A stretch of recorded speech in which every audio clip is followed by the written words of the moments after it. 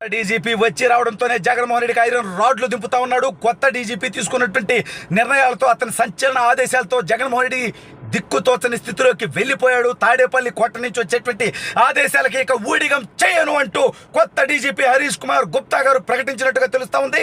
అసలు ఇంతకీ హరీష్ కుమార్ గుప్తా ఏం చేశాడు, మరి ఇప్పుడు జగన్మోహన్ రెడ్డి ఏం పీకుతాడు అనేది ఈ వీడియోలో వివరించిపోయే ముందుగా ఇప్పటివరకు మన ఛానల్ సబ్స్క్రైబ్ చేయని వాళ్ళు ఖచ్చితంగా సబ్స్క్రైబ్ చేయండి, మరో 10 మందితో చేయించండి. ఇక విషయానికి వస్తే మనకి 420 ముఖ్యమంత్రి ఉన్నాడు. అతను ఏదో ఒక విధంగా ఎన్నికల వ్యవస్థను మేనేజ్ చేద్దామనుకున్నాడు. అయితే అతను ఊహించినటువంటి విధంగా వ్యవస్థలో తన బానిసత్వం చేసేవాళ్ళు ఒక్కొక్కరు వెళ్ళిపోతా ఉన్నారు. 6 ఎస్పీలు వెళ్ళిపోయారు, 3 ఐఏఎస్లు వెళ్ళిపోయారు, ఆ తర్వాత ఇంటెలిజెన్స్ డీజీ వెళ్ళిపోయాడు. ఇప్పుడు ఏకంగా రాష్ట్ర పోలీస్ బాస్ కసిరెడ్డి రాజేంద్రనాథ్ రెడ్డి జగన్మోహన్ రెడ్డి ఏరి కోరి తన సొంత జిల్లా, సొంత నియోజకవర్గం పులివెందుల నుంచి తెచ్చుకున్నటువంటి కసిరెడ్డి రాజేంద్రనాథ్ రెడ్డి ఇన్ఛార్జి డీజీపీగానే మాత్రం ఉన్నాడు. ఈ రాష్ట్రంలో జరిగేటువంటి అరాచకాలని అడ్డుకట్ట వేయలేకపోయాడు. అనేక దాడులు, అనేక హత్యలు వైఎస్ఆర్ కాంగ్రెస్ పార్టీ చేస్తూ ఉంటే చూస్తూ ఉన్నాడు. అయితే ఎన్నికల సంఘం అతన్ని పీకి పాడేసి ఇవాళ హరీష్ కుమార్ గుప్తా గారిని డీజీపీగా నియమించడం జరిగింది. అక్కడే జగన్మోహన్ రెడ్డికి ప్రమాద గటికలు మోగాయి. అప్పుడే డీజీపీగా కొత్తగా ఛార్జ్ తీసుకున్నటువంటి హరీష్ కుమార్ గుప్తా గారు మొత్తం ఎస్పీలందరినీ కూడా కాన్ఫరెన్స్లోకి తీసుకొని నేరుగా ఒకే ఒక ఇన్స్ట్రక్షన్ ఇచ్చినట్టుగా తెలిసింది. రాజకీయ కార్యకలాపాల్లో మీరు ఎటువైపు తీసుకున్నా సరే సహించేది లేదు. స్వేచ్ఛగా, నిష్పక్షపాతంగా పోలీసు వ్యవస్థ ఈ రాష్ట్రంలో ప్రజాస్వామ్యాన్ని కాపాడడానికి ఏ ఒక్క పార్టీకి వంత పాడొద్దు, కొమ్ము కాయొద్దు, నిజాయితీగా నిక్కచ్చిగా పనిచేయాలి.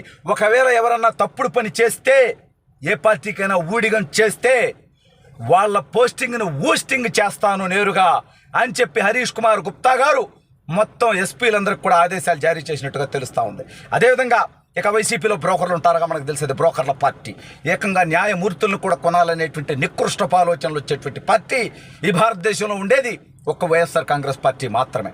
ఈ దౌర్భాగ్యులు డీజీపీని కూడా కొనాలనుకుంటారుగా, భయపెట్టాలనుకుంటారుగా, బెదిరించాలనుకుంటారుగా, బతిలాడాలనుకుంటారుగా. ఆ ప్రయత్నాలు చేసేటువంటి అటెంప్ట్ వైసీపీలో ఉన్నటువంటి ఒక బ్రోకర్ సకలం వాడే చూస్తుంటాడు. వాడు డీజీపీ గారితో వచ్చి మాట్లాడతానంటే దెక్కే మూసుకొనుండు, నీ యొక్క శుభాకాంక్షలు నాకు అక్కర్లేదు, నువ్వు వచ్చి మాట్లాడక్కర్లేదు, వారం రోజుల్లో ఎన్నికలున్నాయి, ఆ పనుల్లోనే బిజీగా ఉన్నా అని మొత్తం వైఎస్ఆర్ కాంగ్రెస్ పార్టీ యొక్క ప్రభుత్వాన్ని సకలం నడిపించేటువంటి వ్యక్తినే నేను కలవటానికి సిద్ధంగా లేను అని నేరుగా సంకేతాలు పంపడంతో తాడేపల్లి కోట షేక్ అయిపోయినట్టుగా తెలుస్తుంది. ఎందుకంటే అధికారంలో ఉన్నాం, జగన్మోహన్ రెడ్డి ముఖ్యమంత్రి, జగన్మోహన్ రెడ్డికి ఇతను తల్లో నాలుక, జగన్మోహన్ రెడ్డి తర్వాత మొత్తం ఇతనే పార్టీలో. అటువంటి వ్యక్తి వచ్చి విష్ చేస్తాను అంటే నీ విశస్సు నీ దగ్గరే మడిచిపెట్టుకో, నువ్వు నన్ను కలవక్కర్లేదు, కలిస్తే చెడు సంకేతాలు పోతాయి, నేను ఈ రాష్ట్రంలో ప్రజాస్వామ్యాన్ని పునరుద్ధరించదలుచుకున్నాను అన్న సందంగా అతని యొక్క రియాక్షన్ ఉండడంతో ఇక ఏమీ చేయలేనటువంటి పరిస్థితి. ఎందుకంటే కొత్త డీజీపీని బుట్టలో పడేద్దాం, 100 కోట్లు, 200 కోట్లు, 300 కోట్లు, 500 కోట్లు ఇచ్చేద్దాం, మొత్తం పోలీసు వ్యవస్థను బానిసత్వం చేపించుకుందాం, దొంగోట్లు లేపిద్దాం, రాష్ట్రంలో అరాచకం సృష్టిద్దాం, గొడవలు పెడదాం, ఏదో ఒక విధంగా 4 సీట్లు పెంచుకునేటువంటి ప్రయత్నం చేద్దాం అనే నికృష్టపు ఆలోచన జగన్మోహన్ రెడ్డి చేస్తే, అతని అనుయాయులు చేస్తే, దాన్ని కొత్త డీజీపీగా వచ్చినటువంటి హరీష్ కుమార్ గుప్తా గారు నేను దీన్ని సహించను, భరించను, నేను మిమ్మల్ని కలవను అని చెప్పడంతో వీళ్ళకి ఊహించినటువంటి షాక్ తగిలినట్టుగా తెలుస్తూ ఉంది.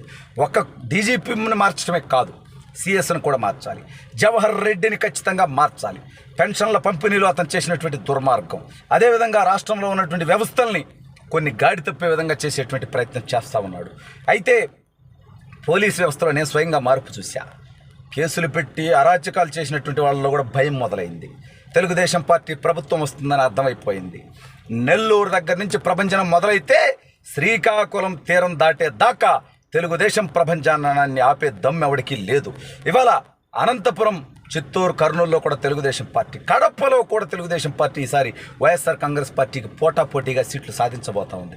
జగన్మోహన్ రెడ్డికి నిజంగా రాబోయే ఎన్నికల్లో ప్రజలు స్వేచ్ఛగా ఓటేసేటువంటి పరిస్థితి ఉంది. ఇప్పుడు ఎవడు భయపడాల్సినటువంటి అవసరం లే.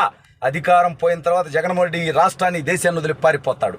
స్వేచ్ఛగా ఓటేస్తే జగన్మోహన్ రెడ్డికి రాబోయేటువంటి సీట్లు 10 నుంచి 12 సీట్లు మాత్రమే వైఎస్ఆర్ కాంగ్రెస్ పార్టీకి వచ్చేటువంటి అవకాశం ఉంది. అత్యంత ఘోర ఓటమి పొందబోతా ఉంది ఆ పార్టీ. అయితే అందుకనే ఎన్నికల వ్యవస్థని, సిఎస్ని, డీజీపీని, ప్రభుత్వ అధికారులని, పోలీసుల్ని అందరినీ వాడేటువంటి ప్రయత్నం చేశాడు. వాలంటీర్లను లొంగ తీసుకునేటువంటి ప్రయత్నం చేస్తున్నాడు. రాజీనామా చేసి వచ్చి పార్టీకి పనిచేయమని. ఏం సిగ్గులేని నీతిమాలను నువ్వు గెలుస్తాననేటువంటి నమ్మకం ఉంటే, రాష్ట్రాన్ని అభివృద్ధి చేసి ఉంటే, ప్రజలకు సంక్షేమం అందించుంటే, ఇవాళ నీ గెలుపు గురించి నువ్వు ఎంత టెన్షన్ భయపడే పరిస్థితి ఉండేదా?